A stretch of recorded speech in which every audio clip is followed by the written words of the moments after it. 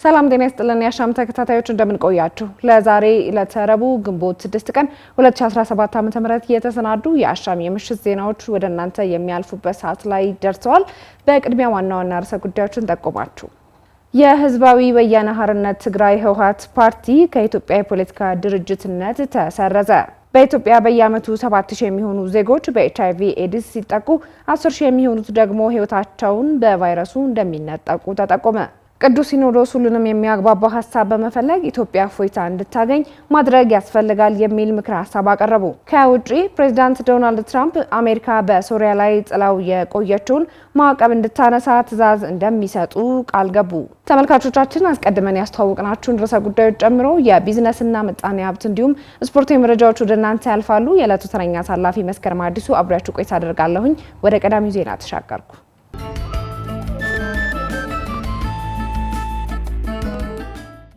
የህዝባዊ ወያነ ሓርነት ትግራይ ህወሓት ፓርቲ ከኢትዮጵያ የፖለቲካ ድርጅትነት ተሰረዘ። የኢትዮጵያ ብሔራዊ ምርጫ ቦርድ ህወሓት እስከ ትላንት ግንቦት 5 ቀን 2017 ዓ.ም የእርምት እርምጃ እንዲወስድ ማስጠንቀቂያ ቀነ ገደብ መስጠቱ ይታወሳል። ይህንንም ተከትሎ ምርጫ ቦርዱ በዛሬው ዕለት ከሰዓት ይፋ ባደረገው ባለ 3 ገጽ መግለጫው ፓርቲው ቦርዱ ያቀረበለትን ቀነ ገደብ ተጠቅሞ መታረምና ኃላፊነቱን መወጣት ባለመቻሉ ከኢትዮጵያ ፖለቲካ ፓርቲነት ሰርዣለሁ ብሏል። ብርሃን ሸቴ መግለጫውን ተከታትሎታል፣ እንደሚከተለው ያቀርበዋል። የኢትዮጵያ ብሔራዊ ምርጫ ቦርድ በዛሬው ዕለት ባወጣው መግለጫ ህዝባዊ ወያነ ሓርነት ትግራይ ወይም ህወሓት ከትላንት ማክሰኞ ማለትም ግንቦት 5 ቀን 2017 ዓ.ም ጀምሮ ከፖለቲካ ፓርቲነት መሰረዙን አስታውቋል። ህወሓት ከፓርቲነት የተሰረዘው ከቦርዱ የተላለፈውን የእርምት እርምጃ ተግባራዊ ባለማድረጉ መሆኑን ቦርዱ ገልጿል።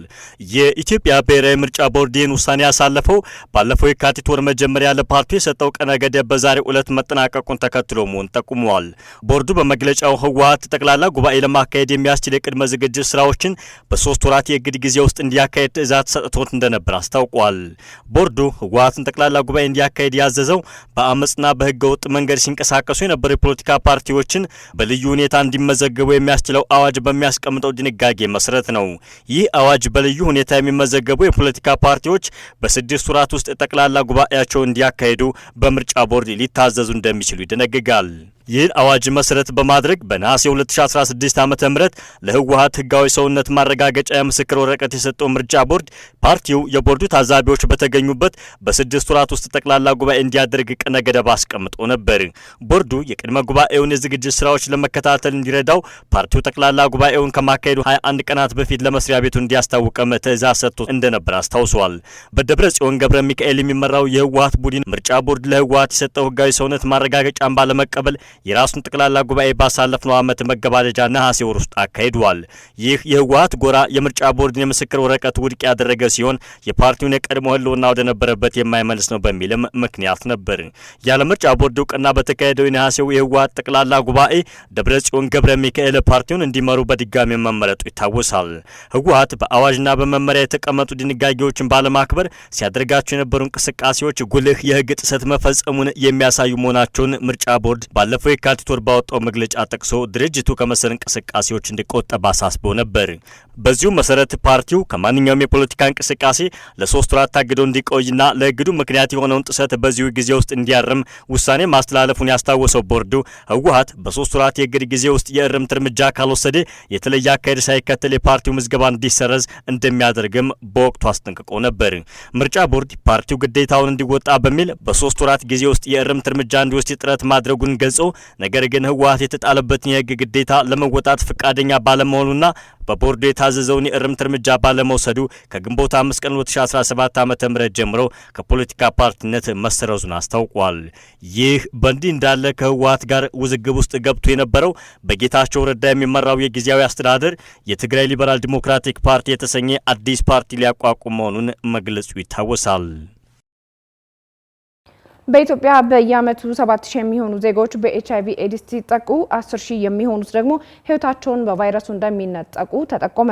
በጤና ጥበቃ ሚኒስቴር የኤችአይቪ ኤድስ መከላከያና መቆጣጠሪያ ስራ አስፈጻሚ ፍቃዱ ያደታ ለአሻም እንደገለጹት ከሆነ በሀገር አቀፍ ደረጃ በአመት ከ7000 ያላነሱ የማህበረሰብ ክፍሎች በቫይረሱ ይያዛሉ ብለዋል። ቁጥራቸው ከ10000 ያላነሱ ዜጎች ደግሞ ህይወታቸው እንደሚያልፍም ተናግረዋል።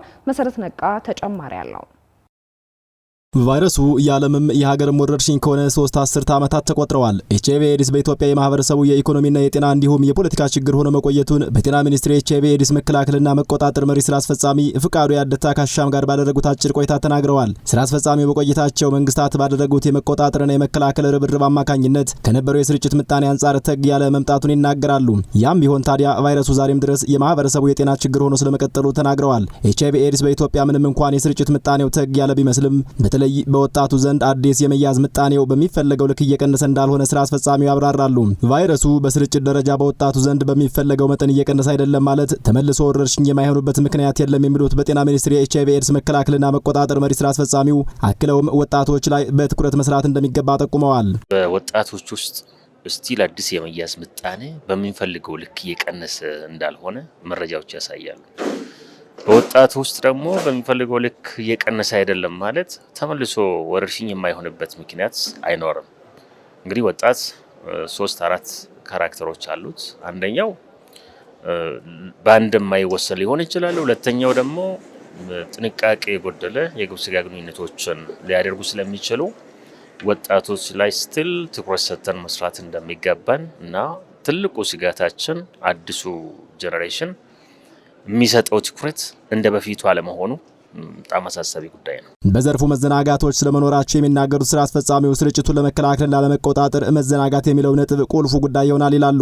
መዘናጋት ከፈጠረው አስቻይነት መካከል የሕክምና ውጤታማነት አንዱ ሲሆን በተለይ ከቫይረሱ ነፃ የሆነ ልጅ መውለድ መቻልም ይጠቀሳል ባይ ናቸው። ከአሁን ቀደም የነበረው ማህበራዊ ንቅናቄና የቫይረሱን አስከፊነት አስቀድመው የሚናገሩት ስራ አስፈጻሚው ሕክምናው የሰጠው ውጤት በተለይ ከቫይረሱ ጋር የሚኖሩ ወገኖች ኢኮኖሚያዊና ማህበራዊ አምራችነታቸውን አስቀጥለው መኖር ሲጀምሩ በማህበረሰቡ ዘንድ መዘናጋት ተፈጥሯል ብለዋል። ሰዎችም ታሞ ተማቆ ሰውነታቸው ራሱ ማንኛውም ሰው ቀጠን ካለ ኤችአይቪ ያለበት ወይ እስከሚባል ድረስ በነበረበት ጊዜ ሁሉም ሰው በጥንቃቄ ይሄ የማህበረሰብ ጤና ችግርና እስካሁን መድኃኒት ያልተገኘለት በጣም ገዳይ በሽታ መሆኑን እና የማህበረሰብ የማህበራዊ የጤና የኢኮኖሚ የፖለቲካ የማግለልና የአድሎ ችግሮች እንደመሆኑ አውቆ ሰው ይጠነቀቅ ነበርና አሁን ላይ የሕክምናው ውጤታማነት ይሄንን መዘናጋት አምጥቶታል። ይሁንና በማህበረሰቡ ዘንድ የሚስተዋለውን መዘናጋት ተከትሎ በተለይም በወጣቶች ዘንድ አዲስ የመያዝ ምጣኔው በሌላው የማህበረሰብ ክፍል እየቀነሰ ባለበት ፍጥነት እየቀነሰ ስላለመሆኑ ተናግረዋል። አክለውም የመከላከልና የግንዛቤ ማስጨበጫ ስራው ትኩረት ወደሚሹ የማህበረሰብ ክፍሎች መዞሩን ተከትሎ በተለይም በወጣት ተማሪዎች ዘንድ የቫይረሱ ስርጭት እንደ አዲስ እየታየ መሆኑን ገልጸዋል። በይበልጥ ተጋላጭና ትኩረት የሚሹ የሚባሉ የመጀመሪያ ሴተኛ አዳሪዎች ናቸው። በሴተኛ አዳሪዎች ላይ ትኩረት ተደርጎ ሲሰራ እነሱም ግንዛቤ ስላላቸው ጥንቃቄ የሞላበት ግንኙነቶችም ስለሚያደርጉ በእነሱ ውስጥ እየቀነሰ በመጣው ልክ በአጠቃላይ ማህበረሰቡ ውስጥ ደግሞ አንዳይ ነገሮች አሉና በተለይ ሆት ስፖት ኤሪያ የሚባሉ ልማት ኮሪደሮች አካባቢ የሚሄዱ ቀን ሰራተኞች ጋር ተያይዞ ስርጭቱ እየታየ መጥቷልና ሀገራዊ የስርጭት ምጣኔ ሀዛዊ መረጃው በቁጥር ሲገለጽ ቀላል ቢመስልም በአመት ከ7000 ያላነሱ ሰዎች በቫይረሱ እንደሚያዙ ስራ አስፈጻሚው ተናግረዋል። በተመሳሳይ መልኩ ቫይረሱ በኢትዮጵያ በአንድ አመት ከ10000 ያላነሱ ሰዎችን ይገድላል ብለዋል። ከመቶ 94 የሚሆኑት አስፈላጊውን የጸረ ኤችአይቪ መድኃኒት እየወሰዱ ይገኛሉ።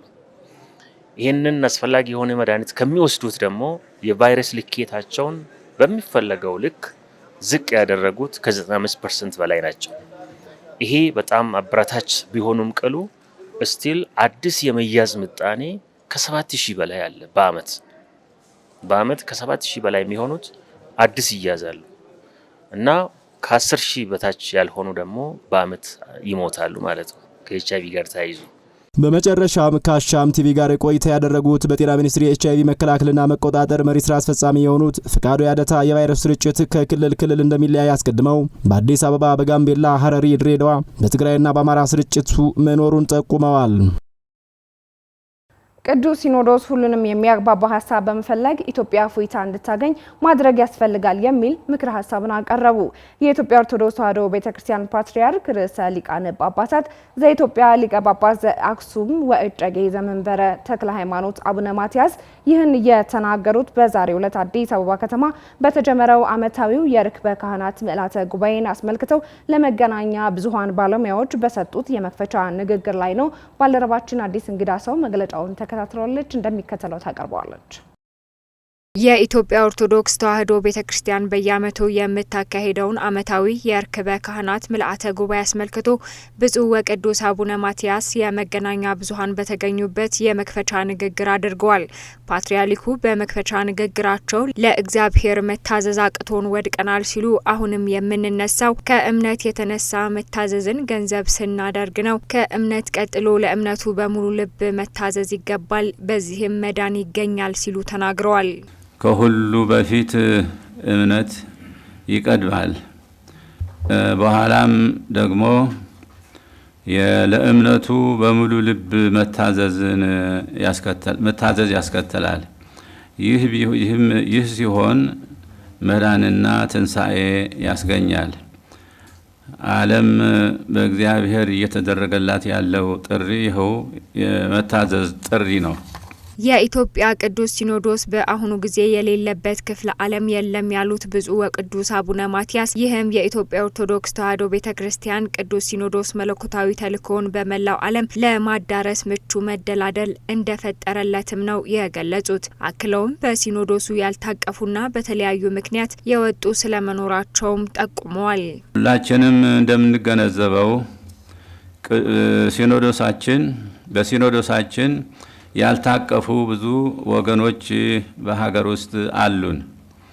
እነዚህ ወገኖች አንዳንዶቹ በተለያዩ ምክንያት ከኛ የወጡ ናቸው። ይሁን እንጂ የሄዱት ወደ ቤታቸው እንዲመለሱ፣ ሌሎችም ወደ መንጋቸው እንዲቀላቀሉ በርትቶ መስራት የዚህ ጉባኤ ተቀዳሚ ተልእኮ ነው። ምክንያቱም ጸጋንና ሐዋርያነትን የተቀበልንበት ዋናው ምክንያት ይህንን ለማድረግ ነውና።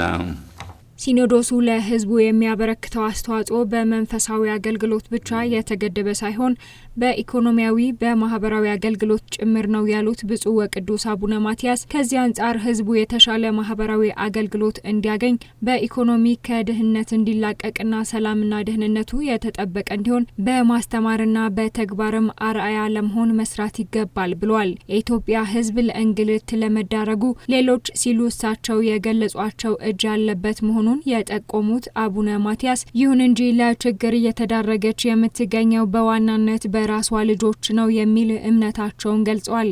ሀገርን በእናት መስለው የገለጹት አቡነ ማትያስ በገዛ ልጆቿ ስትንገላታ ማየት እጅግ አሳዛኝም ነው ብለዋል። እንደ አጋጣሚ ሆኖ የኢትዮጵያ ሕዝብ ከእንግልት የተለየበት ጊዜ ብዙ እንዳልሆነ ይታወቃል።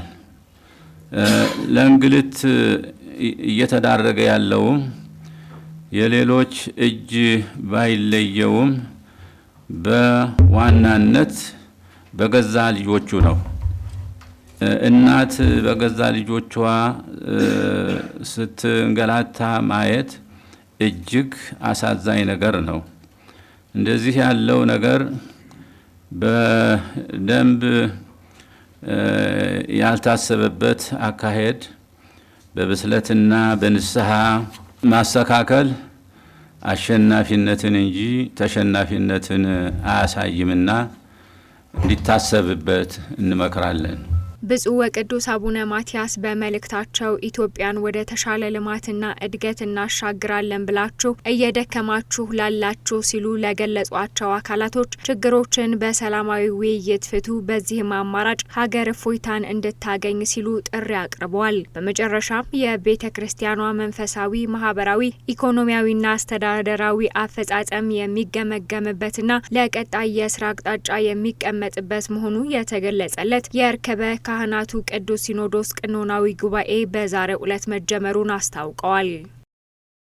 የስልጤ ዞን ከዛሬ ጀምሮ ለ10 ቀናት በሚሰጠው የኩፍኝ ክትባት ከ2000 በላይ ህጻናትን ተደራሽ ለማድረግ እየተሰራ ነው ሲል ለአሻም ገለጸ። በማዕከላዊ ኢትዮጵያ ክልል በስልጤ ዞን በዛሬው ዕለት የኩፍኝ ክትባት ዘመቻ የስርዓተ ምግብ የእናቶችና ህጻናት ጤና አገልግሎት ስራ መጀመሩን የዞኑ ጤና መምሪያ ለአሻም ነግሯታል። ፍራኦል ኃይሉ በሀገር አቀፍ ደረጃ ከግንቦት 6 እስከ ግንቦት 15 2017 ዓ.ም ድረስ የሚካሄደው የተቀናጀ የኩፍኝ ክትባት ዘመቻ ከ5 ዓመት በታች ክትባቱን ጀምረው ላቋረጡ ህጻናት የመስጠት ስራ እንደሚከናወን የጤና ሚኒስቴር በዛሬው ዕለት ማስታወቁን አሻም መመልከት ችላለች። ይህንን ተከትሎ በማዕከላዊ ኢትዮጵያ ክልል ስልጤ ዞን ይህንን የተቀናጀ የኩፍኝ ክትባት ዘመቻ በይፋ መጀመሩን አስታውቋል። በዞኑ ከዘመቻው አስቀድሞ የተለያዩ የቅድመ ዝግጅት ስራዎች መሰራታቸውን ለአሻም የነገሯት የስልጤ ዞን የጤና መምሪያ ኃላፊ ሸምሱ ከይረዲን በዚህ ዘመቻ ከዚህ ቀደም ከነበረው የስራ ሂደት በተለየና በተጠናከረ መልኩ የኩፍኝ ዘመቻ ላይ ትኩረት በማድረግና ሌሎች ተጓዳኝ የጤና አገልግሎት የሚሰጡበት ዘመቻ መሆኑንም ተናግረዋል።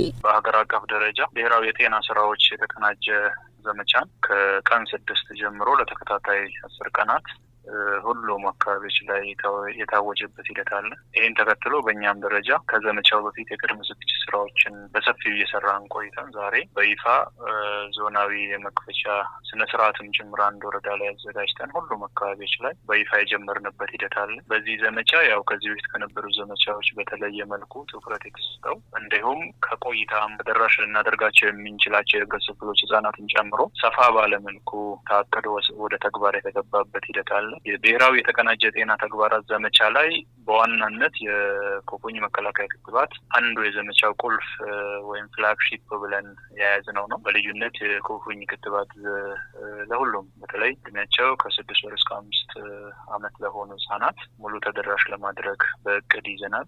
በዚህ የተቀናጀ የኩፍኝ ክትባት ዘመቻ በዞን ውስጥ የሚገኙ ከ200,000 በላይ ከ5 ዓመት በታች የሆኑ ህጻናትን ተደራሽ ለማድረግ እቅድ መያዙን ኃላፊው ተናግረው ከዚህ በተጨማሪ የምግብ እጥረት ያጋጠማቸው ህጻናትን የመለየት ስራና ክትባት ያቋረጡ ህጻናትን በመለየት ክትባት የመስጠት ስራ እንደሚሰራ ማክለዋል።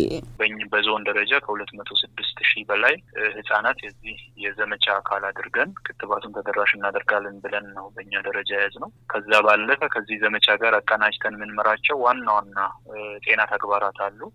አንዱ ከሚሰራው ተግባር የክትባት ያላገኙ ከዚህ በፊት ክትባት ያላገኙ ህጻናት ተለይተው ምን ህጻናት ተደራሽ የምናደርግበት አግባብ ተከትለን እንሄዳለን። በዘመቻ ተደራሽ እናደርጋለን። ከዛ ባለፈ ክትባት ያመለጣቸው ህጻናትም ሙሉ ያልወሰዱ ህጻናት ሙሉ አገልግሎቱን ለማግኘት በዚህ ዘመቻ አቀናጅተን የምንመራው ነው የሚሆነው። ከዛ ባለፈ የስርዓተ ምግብ ልየታ ብቻ አይደለም። እያንዳንዱ ህጻን ተለክቶ የስርዓተ ምግብ የምግብ እጥረት ችግር አለበት የለበትም የሚለውን ነገር ለይተን በየደረጃው ከግንዛቤ ጀምሮ ከማህበረሰቡ በቅርበት ይህን ዘመቻ ለማሳካት ርብርብ እያደረግን ያለንበት ሂደት አለ። ይህ የክትባት ዘመቻ በዞኑ የሚገኙ 10 ወረዳዎችና በ5 የከተማ አስተዳደሮች የሚከናወንና በዚህም በእናቶችና ሴቶች ላይ ትኩረት ያደረጉ እንደ የማህፀን በር ጫፍ ካንሰር፣ የማህፀን ውልቃት ጨምሮ ሌሎች ተያያዥ በሽታዎች ላይ ትኩረት እንደሚያደርግም ኃላፊው ለአሻም ነግረዋታል። አሁን ባለው ያው በዞናችን ባሉ 10 የገጠር ወረዳዎችና 5 ከተማ አስተዳደሮች ዛሬ ሁሉም አካባቢዎች ላይ የተጀመረበት ሂደት አለ። በጀመርነው ልክ ክትትል ማድረግ እንዳለብን በእኛም ደረጃ ወስደን ሰፊ ስራዎችን እየሰራን ከክልልም ጋር ተናበን እየሰራን ያለንበት ሂደት ያለ መሆኑን ለማንሳት ነው። ከዛ ባለፈ ያው ከእናቶች ጤና ጋርም አስተሳስረን የምንሰራቸው ስራዎች አሉ። አንዱ የፊስቱላ ኦብስቴትሪክ ፊስቱላ ችግር ያለባቸው እናቶች ተለይተው በተለያዩ ጤና ተቋማት ሕክምና የሚያገኙበትን እድል እንፈጥራለን ብለን ነው በእኛ ደረጃ የያዝነው። እንደ ማህበረሰብም ያው ከዚህ በፊትም እየተሰሩ የነበሩ የልየታ ስራዎች በዚህም ዘመቻ አቀናጅተን የምንመራበትን እድል የፈጠረ ዘመቻ ነው። ከዛ ባለፈ የማህፀን ውልቃት ወይም ዩቪፒ የምንለው ችግር ተጎጂ የሆኑ እናቶችም የዚህ ዘመቻ አካል ተደርገው ተለይተው በአቅራቢያ ባሉ ባለሙያዎች ከተለዩ በኋላ ለሕክምና የሚያስፈልጋቸው ግብዓት አሟልተን ለሕክምና የምንልክበትን ሁኔታ እንፈጥራለን ብለን ነው በዚህ ዘመቻ ኢንተግሬት ወይም አቀናጅተን እየመራን ያለ ነው። ከዛ ባለፈ ያው ካንሰር፣ የሰርቫይካል ካንሰር ወይም የማህፀን ጫፍ ካንሰር ችግር ያለባቸው እናቶችን ጭምር ሴቶችን ለይተን በዛ ልክ ክትትል የምናደርግበትና ሕክምና በጊዜ ሊያገኙ የሚችሉበትን ሁኔታ የምንፈጥርበት ነው። በመጨረሻም በዞኑ በሚካሄደው በዚህ ዘመቻ ላይ ህብረተሰቡ የጤና ባለሙያዎች በሚያዙት መሰረት ትዕዛዞችን በማክበር እንዲፈጽሙና ከ5 ዓመት በታች ያሉ ህጻናትን በማስከተብ የኩፍኝ በሽታ የሚያደርሰውን ጉዳት መቀነስ እንደሚገባም ጠቁመዋል። በተለይ የስርዓተ ምግብ የልየታ ስራ በየወሩ በቀበሌ ደረጃ በየደረጃው በጤና ተቋማት ደረጃ የልየታ ስራ ይሰራል። ተጎጂዎች ይለያሉ። ያው ተጎጂዎች እንደየደረጃቸው ተለይተው ህክምና የሚያስፈልጋቸው ህክምና ይሰጣቸዋል። ይሄን እያነሳ ያለሁት መደበኛ የጤና ስራው ላይ ልዩ ክትትል ካደረግን ዘመቻዎች ላይ ብዙም ጉድለት ክፍተት አይኖርምና መደበኛ ስራ ላይ ማጠናከር ያው በእኛ መዋቅር የሚጠበቅ ነው። እንደ ማህበረሰብም ያው በኩፍኝ ወረርሽኝ ምክንያት ህጻናት በጣም በርካታ ህጻናትን ያጣን መተናል ከዚህ በፊት በነበሩ ጊዜያት። ግን ደግሞ በቀላሉ በክትባት መከላከል የምንችለው በሽታ ስለሆነ ማህበረሰቡ ጤና ባለሙያዎች የሚያስቀምጧቸውን መመሪያዎችና አቅጣጫዎች ተቀብሎ በአቅራቢያው በሚገኙ የክትባት ሳይቶች ልጆቹን እንዲያስከትብ የልጆቹን ጤንነት የልጆቹን ደህንነት እንዲያረጋግጥ በዚህ አጋጣሚ ማንሳት እፈልጋለሁ። ከግንቦት 6 እስከ ግንቦት 15 2017 ዓ.ም በሚካሄደው ሀገር አቀፍ የተቀናጀ የኩፍኝ ክትባት ዘመቻ ከ17.5 ሚሊዮን በላይ ህጻናት የክትባቱ ተጠቃሚ እንደሚሆኑ የጤና ሚኒስቴር መረጃ ይጠቁማል። በተመሳሳይ የትግራይ ክልል ጤና ቢሮ ከአንድ ቀን በፊት ለመገናኛ ብዙሃን በሰጠው መግለጫ ከ800 ሺህ በላይ ለሚሆኑ ህጻናት የኩፍኝ ክትባት ከዛሬ ግንቦት 6 ቀን ጀምሮ መስጠት እንደሚጀምር መግለጹን አሻም በትናንትናው ዕለት መዘገቡ ይታወሳል።